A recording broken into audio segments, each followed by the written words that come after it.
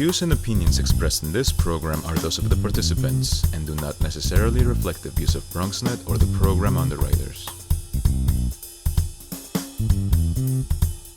Hey everybody, I'm the Dr. Bob Lee. Welcome to Open BxRx, our special coverage of COVID-19 and current events in our community and beyond. Coming up on today's show, as we face uncertain times in our country, many are struggling with mental health. We'll be joined by psychologist Dr. Jeff Gardere. He's going to be discussing his take on how to cope with new routines. Plus, we'll take a look at what one woman is doing to clean the community with the goal of environmental education. Then, as restaurant workers continue to struggle, we'll find out about a fund to give them relief and how we can help. After that, we'll check out an organization working towards sustainability, mapping, eco-education, and more.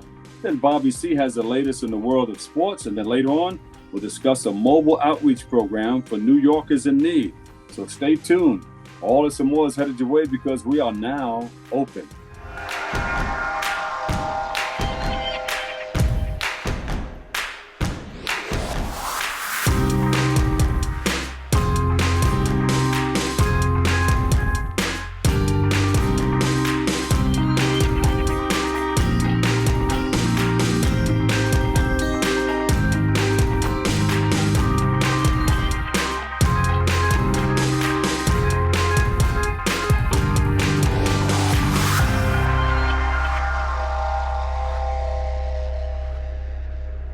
Open, everybody. I'm the Dr. Bob Lee, and our first guest is known to many as America's psychologist.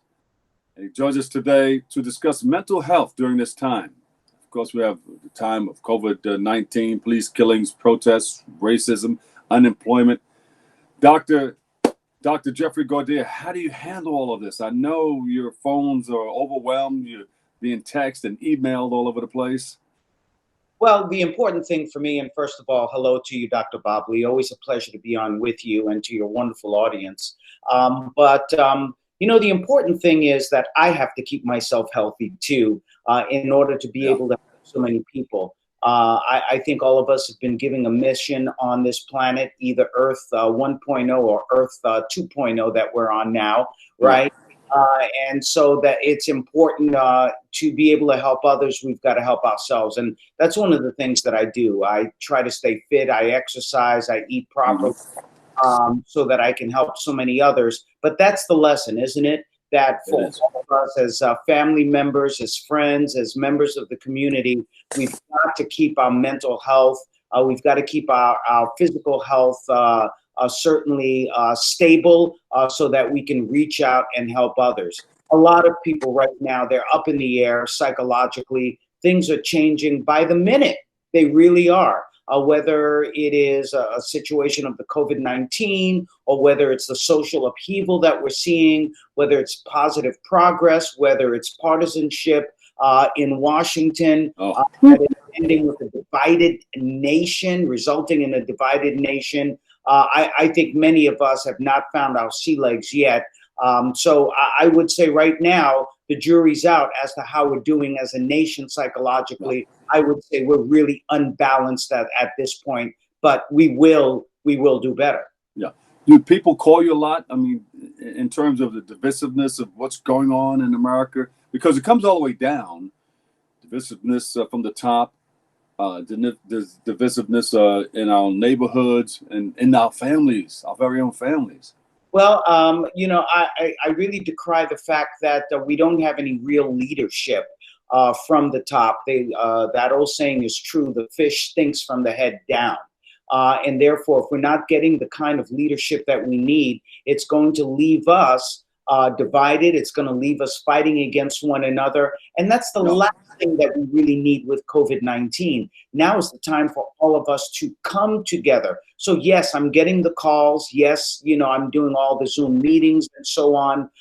But in an environment that is somewhat toxic right now politically, my driving message is that we cannot let politics divide us. We must come together in order to not only right the wrongs and find social justice, but also to be careful with regard to our social distancing, wearing our masks, and doing the things that are required for us to flatten the curves everywhere when it comes to COVID-19. And as you know, we're seeing a spike in COVID-19 across the country. We didn't learn our lesson as a country when we saw what was happening in the world, and we're not learning our lessons as individual states with regard to what happened to places like New York and New Jersey and other states that are now doing better while others are doing worse. There's just no excuse for that.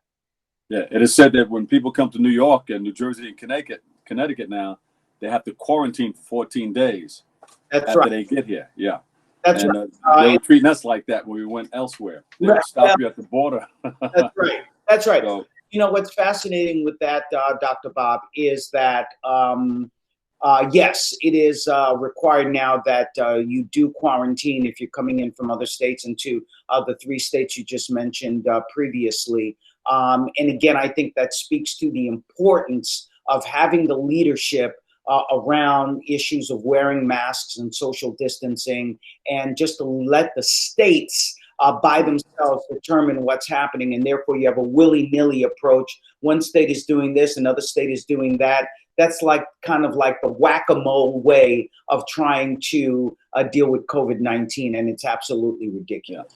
And Doc, you know, there's always a cause and effect. You got the COVID-19 police killings, protests, racism, unemployment. What are the effects of all of that happening? Well, I think COVID-19, for the lack of a better term, was the accelerant to the fire of change. With COVID-19, everyone, but especially, as always, people who are Black and brown, and the elderly, of course, and those who are immunocompromised, felt the effects of COVID-19 more than anyone else. But everyone felt the effects. And so I think it really empathized, sympathized, and certainly sensitized people to what the lack of social justice, racism, you know, all the isms can do to people in leading them and putting them more at risk for illness. And so I believe that COVID-19 really opened up our minds as to what poverty can do to people. And therefore, that's why we're seeing some rapid changes in certain laws and legislation being passed with regard to social equity and eliminating social inequality. Yes. And so from that, you get frustration, PTSD, sadness, depression, anger, unsolved grief, overwhelmed, demoralized. People feel that way. But you have the solution to that when they give you that call. Well, maybe not so much the solution, but certainly what the empowerment strategies are. And you're right. I think people are experiencing, I said they're up in the air, and part of it is we're seeing unprecedented levels of anxiety, of depression, of post-traumatic stress disorder, but the stress of this changing time, this extraordinary time, and events changing moment by moment, and social unrest certainly has left people with a lot of the symptoms that you just talked about. So what should people do? Well, I think there are a lot of things that people can do. First and foremost, for people who have to shelter in place, such as you and I and your great producer, Helen Greenberg, right? I think it's important, if nothing else, that we reestablish a routine for ourselves. And that it's important to get up at the same time every morning in Earth 2.0 as we did in Earth 1.0. It's important to shower. It's important to do the things we used to do, like meditate or pray. It's important to exercise, which I know is very important to you and to me. It's important to have a routine every single day. To set up, if you're working at home, if you're fortunate enough to still have work, to be able to set up a workstation, which is important. It's also paramount that we reach out to others, stay connected to others, and be able to talk to others as to what it is that's going on. And if we're feeling some real psychological effects, we have telemedicine. We're able to call in and talk to people as to what's going on, and there are informed chat groups and so on. where one can share empowerment strategies. And by the way, Dr. Bob Lee, for frontline workers, essential workers, and so on, the ones who do have to show up every day and be exposed to COVID-19, it's important for them, once they come home, to have rest, to eat properly, to exercise, as we talked about, but also to stay connected to others. Absolutely. Jeff, and I see in back of you, you have Touro College. Yes. Talk about what you do there. Well, I'm an associate professor of behavioral medicine. You know, a lot of people talk to me about, wow, what is all that work you do on the Housewives of Atlanta, and you're doing Maury and couples court and all this, you know, paternity court with Lauren Lake. And I say, I actually have a real job. I actually do teach behavioral medicine. So, you know, that's the work that I do at Touro College of Osteopathic Medicine in New York City. And you're also affiliated and associated with the new seminary for interfaith studies. That's right, and something that you know a lot about. That you'll be, you know, releasing some very important news about that at some point. But yes, I studied there, where I became an interfaith minister. And someone asked me, well, why did you do that? You're a clinical psychologist of note. Why now become an interfaith minister? And I said, at my age now, approaching 65, I need to get as many brownie points as possible. Because I'll be coming to the pearly gates. God forbid it's sooner rather than later. And so I want to be ready. I want to have that extra ID, that extra credential to say, please let me in. Dr. Jeff Gardere. Any last words? Well, look, everyone, these are unprecedented times. And it's important to know that at the end of this storm, there will be a rainbow. We've got to come out of this stronger than the way that we went in. That's part of what we call post-traumatic growth. And my favorite saying is, when you're going through hell, as all of us are right now, keep on going. Keep on going. There's a light at the end of the tunnel. That's right. Dr. Jeff Gardere, thank you so much. The doctor's in the house. It's always a pleasure to see you. And we'll get together and break some bread soon. Absolutely, and pray together. There you go. All right, Dr. Jeff Gardere. We'll take a break right here. I've got more coming up next on Open.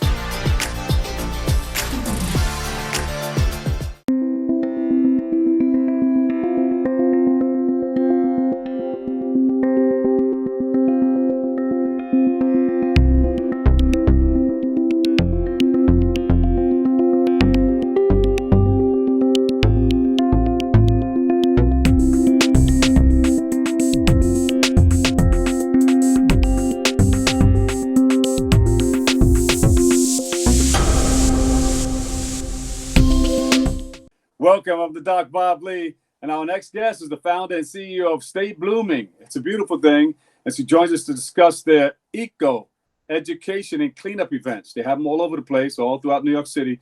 We welcome Alyssa Perez to the show. Welcome, welcome, welcome. Thank you so much for having me. Alyssa, what was that song that you were singing before we got on? No, only kidding. Go ahead. Tell us all about how did you start this, and how did you come up with the name Stay Blooming? Okay, well, Stay Blooming, the root of the name is really exactly what you hear, is to stay blooming. What you hear is what you get. So we want people to constantly be growing, constantly flourishing, constantly be learning. And that is the whole premise of Stay Blooming, is education and awareness. So I think the name really fits the motive that behind what we do. So you have local environmental cleanups? Mm-hmm. Okay. Yeah. We right now our events are mainly just cleanup events. But in the future we're looking to host environmental workshops that are primarily just to educate the local community about the environment, because as a Latina, I've always felt like people of color are left out of these conversations. And when I've been welcomed into the environmental world or field or realm, if you will, I realized that sometimes it's not as welcoming for the community that I come from myself. So I want to bring back what I learned in institutions to the hood, basically, and to the Bronx, and make sure that my people are getting the same information, because the environment is something that we can't live without, and we need it in order to thrive. So why not build that connection and strengthen it and understand our part in it? So when you provide free to low-cost eco-educational workshops plus networking opportunities, you mean you're bringing people together to teach them what you know about having to work the community in a certain way? Tell us about it. Absolutely. So it's really crazy, because when I started Stay Blooming, I had no idea that I was going to become a community organizer, but I have, and I'm embracing it. And I think it is like, it's really rewarding. It's a really rewarding experience, because you never know where someone is at in their life and how much of a profound effect just being in nature can have on them. And also too, there's always times when people find that, like, because they see someone who looks like them, they're like more willing to care about something that matters. Well, you know, people are following you. You're the CEO, you're a founder and CEO. So, you know, how does that feel? You're the boss. I mean, it feels really good. And like I said, like, I never imagined something like this happening to me. But I kind of just rolled with the punches. I really want to educate people. So I feel like I took on this role kind of easily, because it's like it's really my passion. I mean, I'll be honest, I don't get paid for what I do. But you don't get paid monetarily, but you get paid in a lot of different ways. It's your passion, it's your love, it's, you know, this is me. I'm getting something back. Right, definitely. So what was the last thing that you did, and what's the next event that you're gonna have? So do you mean the last event that we had? Yes. One of the last events we had was last year. I think it was a cleanup in Queens. The park is called Spring Creek Park, and it actually turned out to be a lot bigger of a job than we can handle. You thought it was a little park? It was bigger. We knew it was doable, like the location and the size of the location, like we could cover the whole ground, but the amount of trash, when I say it was just surprising to see such a small space with so much trash. But I think what happened was that the trash had accumulated because it was on a coast. So the trash had accumulated from the tide coming in and bringing. So it's a continued thing. It's a continued effort. As much as we do these cleanups, we need to revisit these places, because it just keeps coming back. The tide keeps coming in, right? So you keep finding out more and more about these places that you do. Even with street cleanups, we always have to think about, okay, what are we really promoting here? Because we might clean up this street right now, but is it going to get like this again? So a part of our efforts is making sure that we're promoting to the local communities that this is what your neighborhood can look like when it's cleaned up, and you can help take care of it. Do you leave things there, like extra trash cans, or you call the authorities or the parks department to leave trash cans in certain areas? Usually what we will do is, depending on the location, we will try to like call 311. So sometimes what we will do is I'll have like little meetings during the event, and I'll talk more about promoting the awareness and what action steps that we can take, like whether it be calling 311, getting in touch with DSNY or something like that. So that's wonderful. So but you have something else coming up, right? And right, I do. When you do, you let us know more about it. So maybe we can come out and roll up our sleeves, put on some gloves, and get a rake or a broom and help out. Right. So our next event is on July 11th, and whoa, all right. Yeah, July 11th. Not too far from now. So what we're doing is we've collaborated with a program manager in Millbrook Houses in order to clean the Millbrook Garden. So this NYCHA complex has a garden space at the center of, I think it's 137th Street and St. Anne's Avenue. Yeah. And we're going to do a cleanup of the garden, the cleanup of the local space, and the cleanup of the streets in the surrounding area. So what we're going to basically do is that cleanup as well as taking precautions with COVID-19. Stay Blooming has done all our research to make sure that we're keeping our volunteers safe. So right now we're just asking that people who register for the event, that they make sure they bring a mask, and that during the event they stay 6 feet apart. There you go. And maybe, we'll get together with some people. Maybe they can bring some extra masks and gloves. That would be great. Yeah. Where can we find you? Are you on the web, social media, Yeah, stayblooming.org?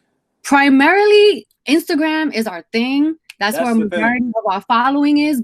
So you can find us at I Stay Blooming, or you can follow our website and find some more information about what we do and our following upcoming events at stayblooming.org.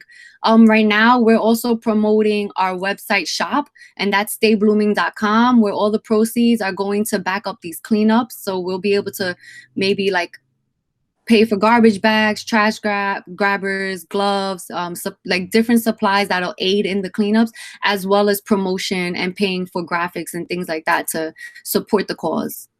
Thank you so much. Stay clean, stay blessed. Thank you so much for having me. Founder and CEO, Stay Blooming.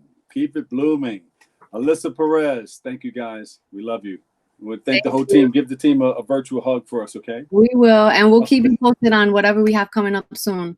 There you go. All right. Alyssa Perez, founder, CEO, Stay Blooming. We'll take a break right here. But wait, I've got more coming up next on Open.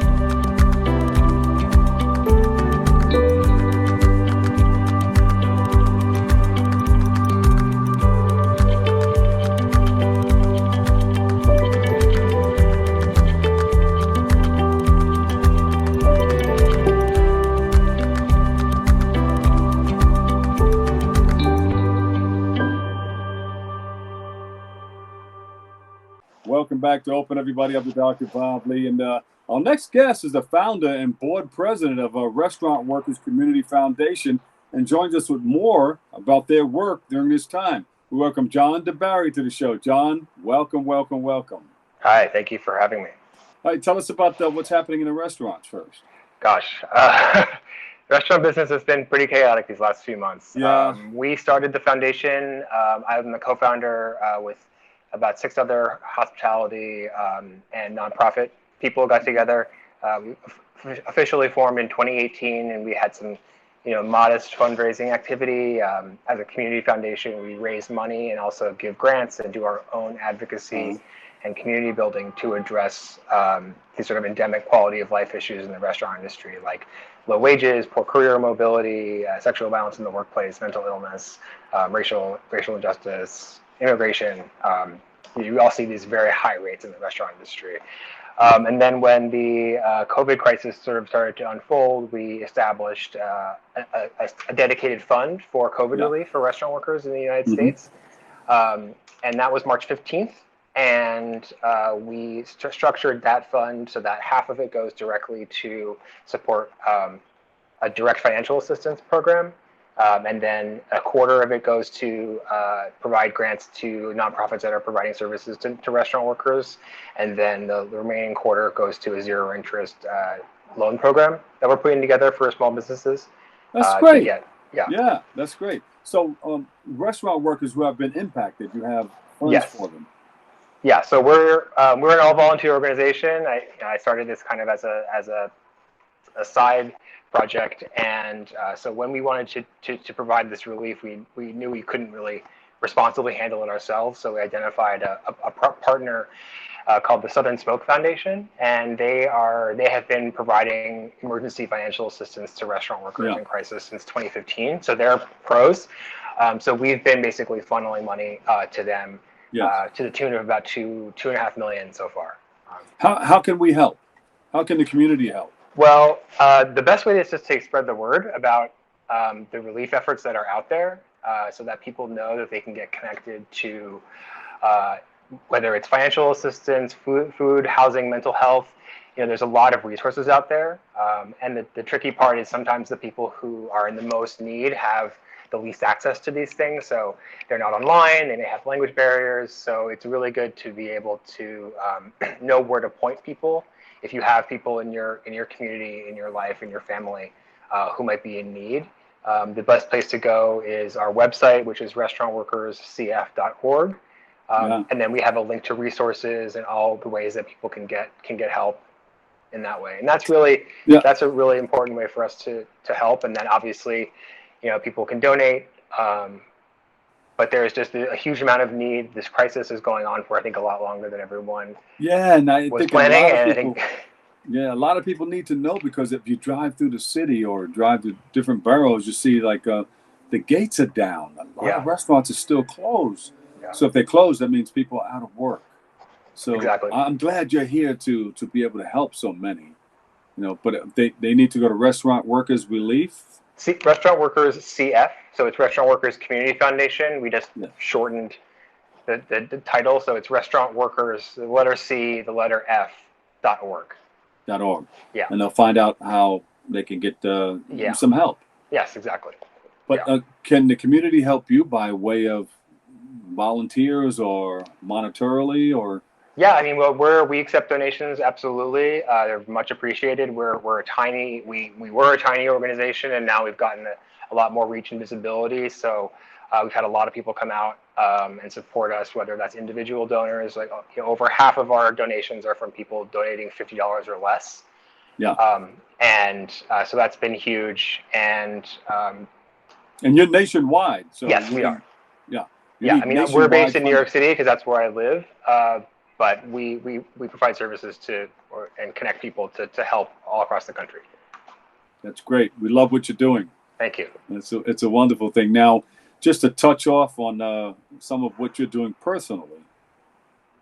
Yeah. I see the bottles behind you. Yeah, I'm working with. I've created a line of non-alcoholic drinks, and I also actually had a cocktail book come out this month. Oh, great! Look at that. All right. I used to be like a fancy bartender at a bar called PDT in the East Village. I also worked for the Momofuku restaurant group for 9 years, and I opened 10 restaurants for the restaurant group. So I trained a lot of people how to make cocktails and how to bartend. So I poured all that into this, and it just we need that around this time also. Yeah, definitely. That's great. We love the work that you're doing. Thank you. Where can we go one more time? In the website, social Restaurant media. Workers CF.org or RWCF USA on Instagram, Twitter, and Facebook. All right. He's the founder and board president of Restaurant Workers Community Foundation, John deBary. John, thank you so much. Thanks for sharing with us. Thank you.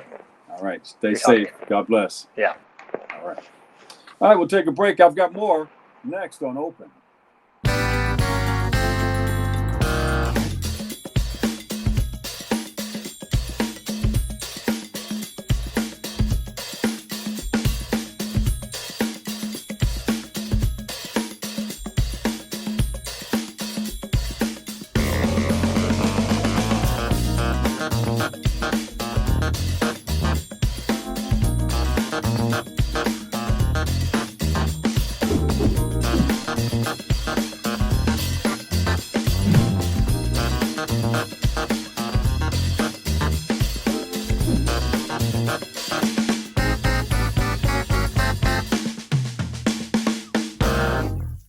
When taking public transportation, don't touch your phone. Carry hand sanitizer and use it immediately upon leaving the bus or train. Avoid touching your face. If someone is coughing or sneezing, move away. Wash your hands with soap and water as soon as possible. Limit contact with poles. If possible, avoid rush hour. Don't eat or drink on public transportation. Keep your bag off the floor or other surfaces. Avoid directly touching turnstiles. Stay up to date with the latest from your local health department and CDC.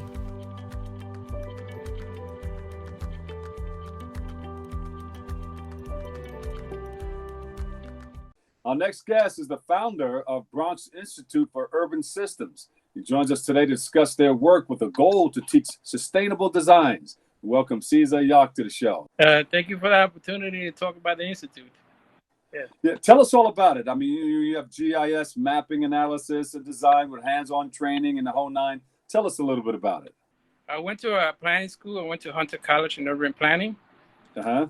And then I didn't see a lot of people of color in the field. So Yes. I thought there's a way to get more people aware of the planning field. And I also went to a science school, the SUNY College of Environmental Science and Forestry. And from there, I learned about climate change, So I wanted to put those two together. And as well at ESF, I was studying GIS. From that experience, from that education, it was like, okay, let's put together an institute to start innovating the South Bronx, put it in there ahead of its time. But how did you come up with it? BIUS, the Bronx Institute for Urban Systems. Sounds good, right? Yes, it is by us. You notice? By us. And you look at it. BX. By us. Yeah, there you go. By us. Bronx is us. So that's another reason why. So it sounds like Bronx is us. So, so you were playing with it for a while. How did you come up with it? Hey, it took a while. It had different names. One then, okay, it's the Bronx. And I wanted to focus on urban systems, instead of linear thinking. It's more like how you focus on thinking of problems and solutions from a systems perspective. So, and for people don't know, tell us exactly what that means. You're teaching it. You're teaching GIS mapping, analysis, and design with hands-on training. Tell us about all of that. Okay, first one is Geographical Information Systems. So that's GIS. Mapping? That's mapping, yes. So GIS is just the process of gathering, editing the data, organizing the data, and then identifying the problem and the question, and the end result is a map. So GIS is just a process. And then you have systems. Urban systems has to do with we live in a complicated urban environment. Yeah. Many different systems at the same time. And then a lot of times when people are talking about solutions, they're talking from a linear perspective, meaning if you do this, this is what's going to happen. Yeah. So we live in a complicated world. So I feel like if you want to deal with urban issues, you have to deal it from a systems perspective. How has the pandemic hindered you or helped you in what you're doing right now today? The pandemic has put the GIS field more in focus because a lot of people are using mapping. Yeah. But it's not in a good way because this pandemic is not something that you want. But it's being used and more people are recognizing the power of mapping and GIS. So Cesar, how can people find out more about what you're doing? They could find out more at www.BxRus.org. I am on Instagram. If they look me up at BxRus, and then on Facebook as well. And then from there, they could learn about the elements of systems planning. Some of the research that I've been doing is over 10 years. Yeah. And then discuss ways that we could improve the Bronx, and then later on I will have some workshops and for people to go learn about these things.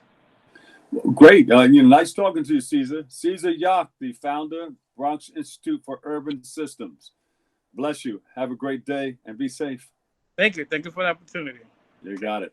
All right, we'll take a break. I've got more coming up next on Open.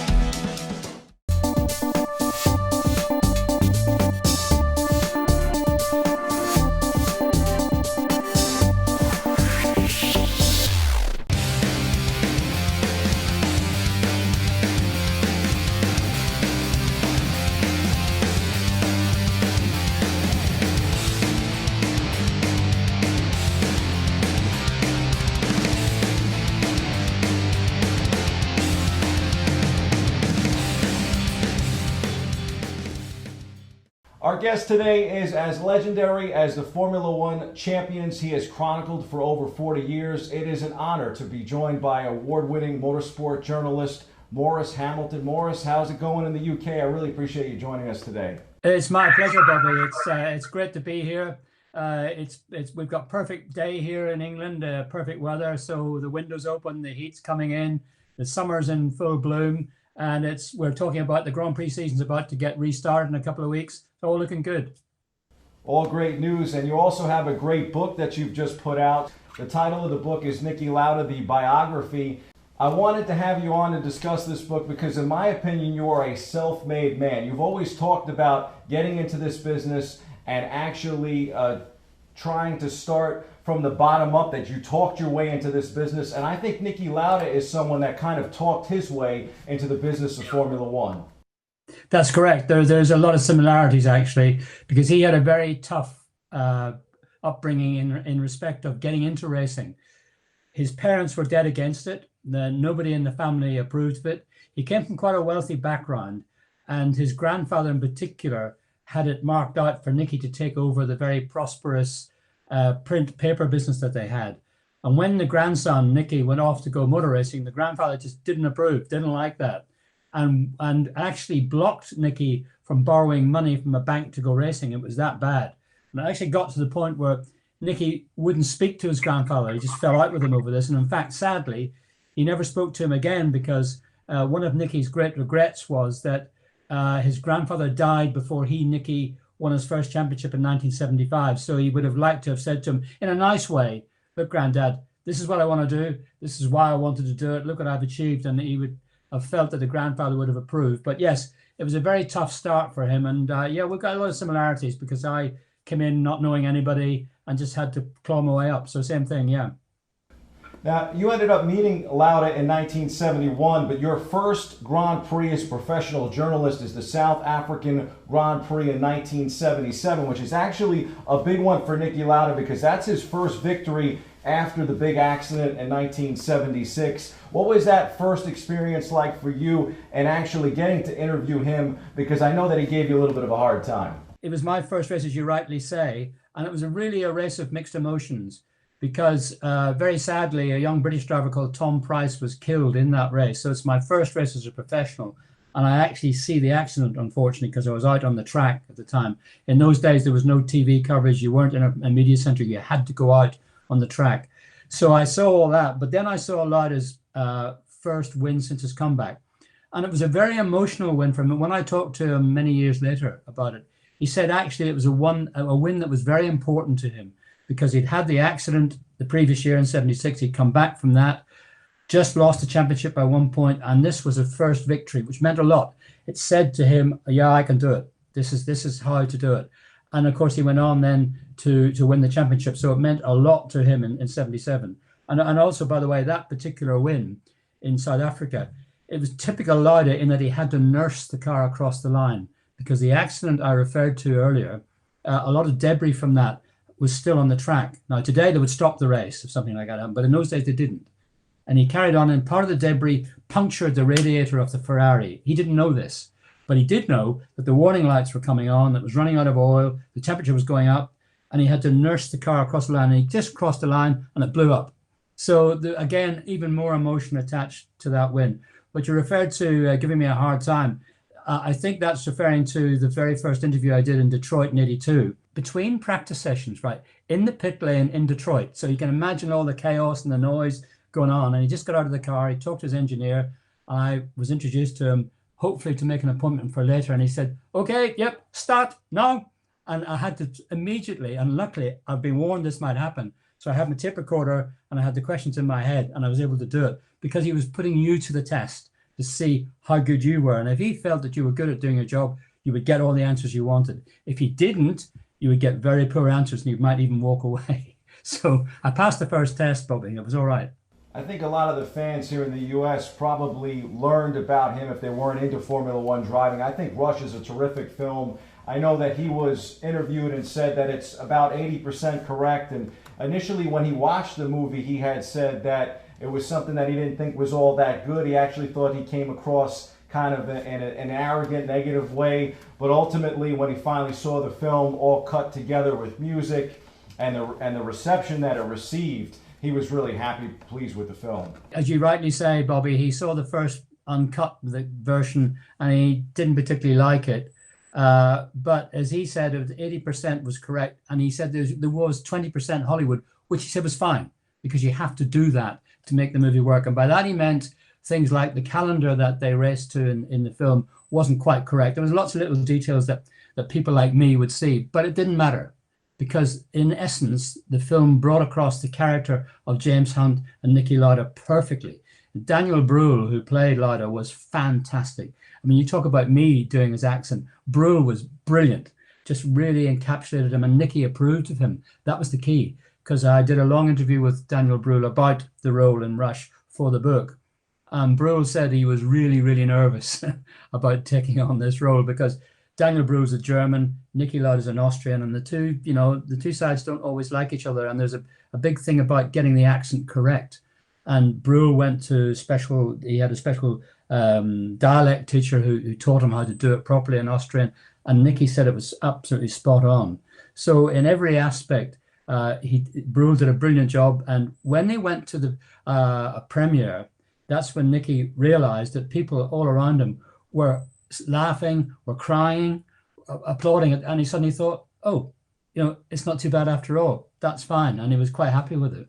Do you ever sometimes think to yourself about how far that you've come? I know your dad introduced you to the sport, taking you to the Tourist Trophy. You get a chance to go to the 1951 British Grand Prix, and then just a few years later, you're going to the Monaco Grand Prix with friends, and then eventually writing a story about it as a spectator, and then kind of carving out your own career as a journalist, and basically, as we mentioned, kind of talking your way into the business and finally getting credentials to cover F1. I mean, what an incredible story. We could spend an hour just talking to you about your career. When you're doing all these things that you've described at the time, you're so busy fighting to survive and to move on and to make it, and to make your name and to be established and to work for newspapers and be recognized, doing a good job for them. And then the next job you get, editing a Grand Prix annual or whatever it might be, doing a proper job. You're so focused on doing that and moving on and building your life and building your reputation that you don't have time to stop and think about what it is that you're in. I've had time to sit here in the office, and the Lauda book was a classic example. As I went through all my cuttings and pulled off the reports from the 70s and 80s and races I'd seen, I began to realize what I had seen. I began to realize what I have up here, these memories and so on. Behind me, I've got loads of pictures. I used to take a lot of pictures, just black and white pictures with Sure Shot camera in the 80s and 90s to illustrate a column that I wrote for a South African magazine. And I've realized now, looking at those, that the backdrop to the picture, the pit scene or the garage scene or whatever, the equipment they've got, how that's changed. But at the time, you don't notice it. You just think that's the way it is.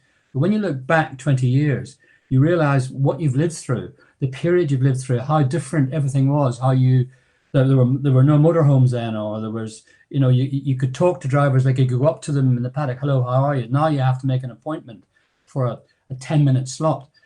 It's just so different. So I've lived through that period, and I'm only beginning to appreciate it. If I'm honest, Bobby, I'm only going to appreciate it right now as I have time to sit back and relax. So I think the bottom line is I've been very lucky. And you actually used to put your reports on a typewriter and then send them through the mailbox. Yeah, we used to use a telex. Do you remember them with the big tape? It was a nightmare. You had to tap it out on a machine, and it was yards of tape, and that would be fed into a machine which would chatter out in the newspaper office at the other end. It was horrendous. Or you had to telephone your story through by phone from the noisy racetrack to the newspaper office, trying to shout each word over to them. That was a nightmare. This is such an insightful and comprehensive book, and I hope the fans at home that have gotten a chance to hear you today go out and pick up a copy. They can get it through Amazon or Simon & Schuster UK. It's just a great book. I really appreciate you taking the time, Morris. Bobby, it's been my pleasure. Thank you very much for chatting. It's been a lot of fun talking to you. You clearly know your stuff. You've been doing your research. It's been a pleasure talking to you. Nice to meet you. Thank you, Morris.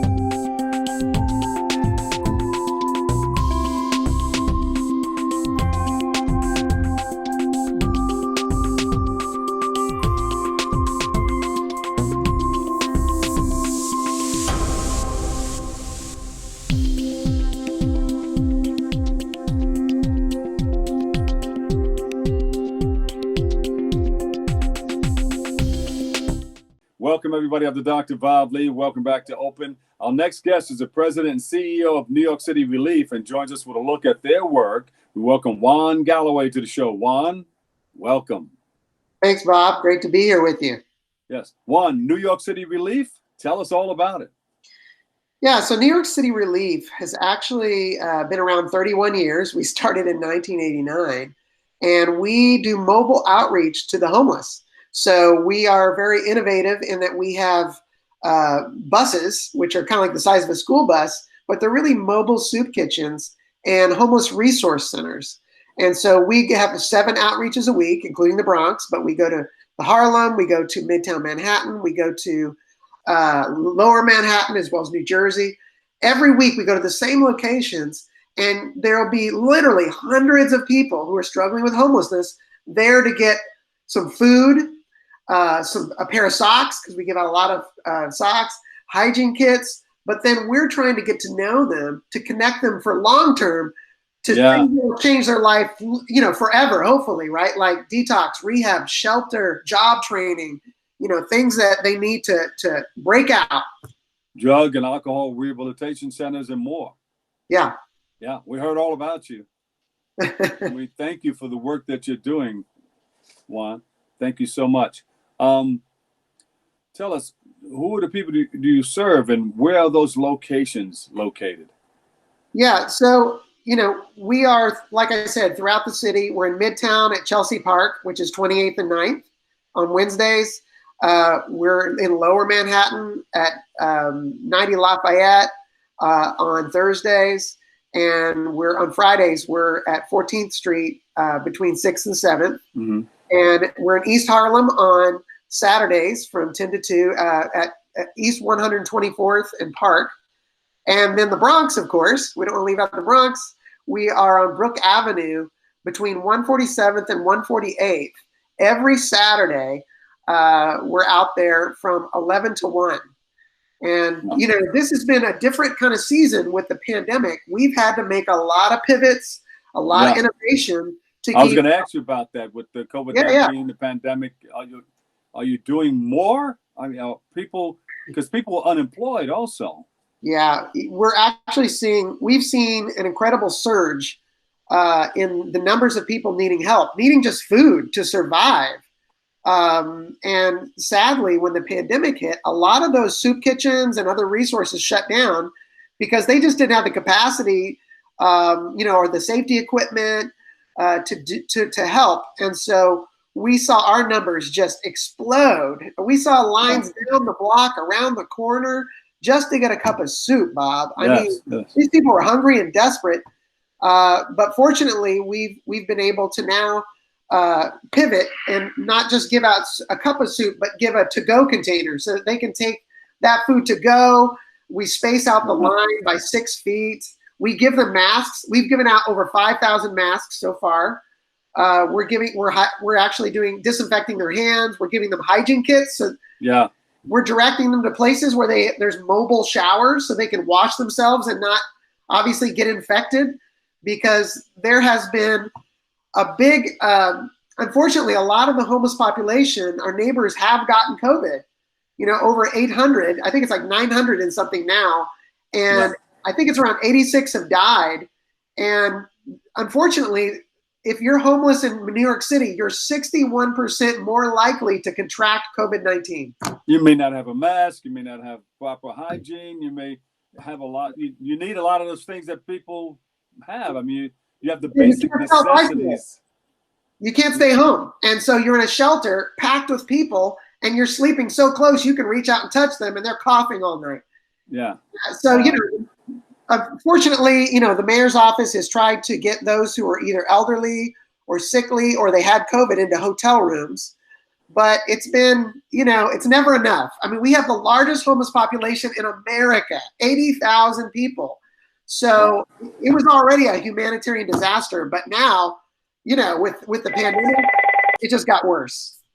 So tell us, what do we have to do to help to combat this? You're doing a lot, but it's going to take more. You need volunteers. You're going to need to reach out to some of the elected officials and tell us what has to be done to help stem this. Yeah, so a couple things they can do with us specifically. First, we do need volunteers. People who we're taking volunteers under the age of 50. These are some basically suggestions that have been made by the authorities just to keep everybody healthy. So we are taking a younger crowd of volunteers, and they can go to our website, which is NewYorkCityRelief.org. And you can sign up. You can get more information, like to know what does it mean? What will I be doing? People can serve the soup. They can hand out some of the hygiene kits. They can do things, and we provide all of the safety equipment. We require them, to change gloves every 15 minutes, things like that. And of course, if people want to give so that we can buy more masks and more hand sanitizer and more hygiene kits and things that people need to survive, obviously that is always a need for us. So they can also give at our website. If they want to invest in their neighbor, because nobody wants to just give out money, right? Hand out money in the streets. You're not sure, is this going to be spent the right way? But the way we spend it is to actually have hired staff who are experts to walk with the homeless, to actually take them by the hand and say, we're with you. We're going to journey with you. We're going to help mentor you and get you, cut through the red tape and the bureaucracy so that you don't just languish out there for years. You connect them to people. You connect them to shelters, like you mentioned before, job training, medical care, detox, faith-based drug and alcohol rehabilitation centers. I think that's perfect. I mean, you're not just serving food, but you're helping them to get other things in life, to try to help them out. Yeah, because unfortunately, Bob, when you're struggling with homelessness, you are the outcast of society. People do not want to get to know you or talk to you or be around you. They're afraid. And a lot of those fears are based on stigmas and stereotypes. But I can tell you, I've done this for 17 years myself, is that there are some wonderful people out there, and they just have been dealt a bad hand. You know, the common thread I see amongst the homeless, I'll tell you, most people think the homeless are either homeless because of drugs or mental illness. And guess what? That's the number 2 and 3 reasons. The number 1 reason is lack of affordable housing. You know, everybody knows in New York City, it's crazy, the prices. And if somebody gets sick or they lose their job or their apartment burns down or whatever, they are right on the edge of disaster. And so these are just everyday citizens like you or me, except they don't have a house to live in. Yeah, yeah. And I see more and more of them on the streets today, you know, just driving around. One guy had a shopping cart and he had a tarp over him. Yeah. And he was laying out in the middle of the sidewalk, you know. I see more and more of it today. So it's really tough out there. And we thank you for all that you're doing, you know, your organization. And that's a mobile unit that you're using, right? To go to our base is in New Jersey. We drive into the city 7 times a week, and we go to the same location so that people know we'll be there. They'll know they can get help, and volunteers can meet us right there at the location, and we'll do a quick orientation and put them to work. You know, and our volunteers, they love it because you're not just handing things out. You actually get to talk to people and get to know people who are struggling with homelessness. And it's very transformational. It's life transformational to find out, wow, that's my neighbor. You know what I mean? Yeah. It's not. And you'll be surprised what's on the minds of people who are homeless. Yeah, they're wonderful people, many of them, and they're grateful for the help. I will say I see a lot of gratitude, you know, that they know you could be doing something else on your day off, and they really appreciate it. And we are a faith-based organization, so people ask us a lot for prayer, and we're glad to give it to them. We don't require it, obviously. It's just something that, you know, a lot of people, they don't even feel comfortable going into church because they feel my clothes aren't nice enough. I haven't had a shower in a week, but they want God and they want somebody to be a spiritual brother or sister. So we'll be there. Bring the church. You bring the church right to them. Yeah, why not? Why not? So go to nycrelief.org. Yeah, it's New York. You have to spell it out, NewYorkCityRelief.org. And you can find, we're on Facebook, we're on Instagram, we're on Twitter, you know, we're everywhere. Okay. We would like to come out there and help out. Well, I'd love to have you. All right. Juan Galloway, President, CEO, NYC Relief. We thank you so much. Thank you for your service, and God bless you. Thanks, Bob. God bless you too. Okay. All right. We'll take a break. I've got more coming up next on Open.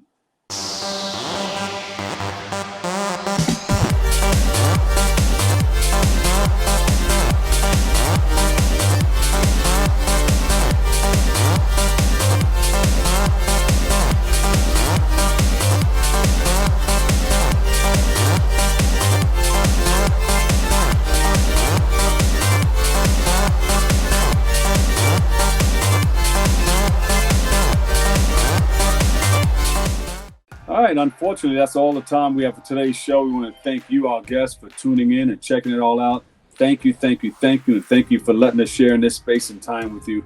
And always remember this, what you are is God's gift to you, and what you make of yourself is your gift to God. So choose your choice and let your choice control the chooser. We may be sick and tired of staying home, but the virus is not tired of making us sick.